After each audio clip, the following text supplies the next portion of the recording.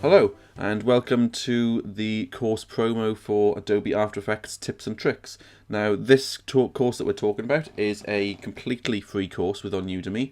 So let's look at what the course will cover. In this course we're going to cover loads and loads of different tips and tricks and little techniques inside After Effects that you can use to speed up your workflow and avoid sort of common errors within the software. So, a little bit about me. I've got a first class BA Hons in visual effects and motion graphics. I then did some time in industry before I went back to uni to get my MA in animation. Alongside doing my MA in animation, I taught in a college, and after finishing my MA, I went to another college and achieved my diploma in education and training while teaching After Effects, Nuke, Maya. And now I'm back in the first college that I was at, and I'm teaching After Effects, Photoshop, Maya, Nuke, and all the visual effects and motion graphics programs.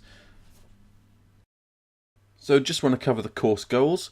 By the end of this course, you should be able to work faster and more efficiently in Adobe After Effects.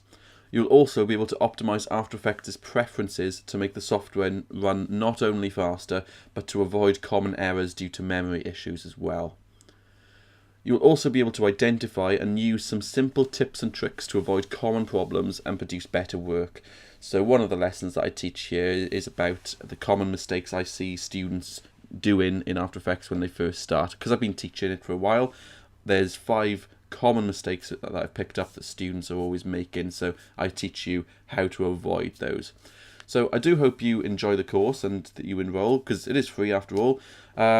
If you can leave a review and a rating, that'll be really helpful for us. But yeah, I hope to see you inside the lesson. Cheers.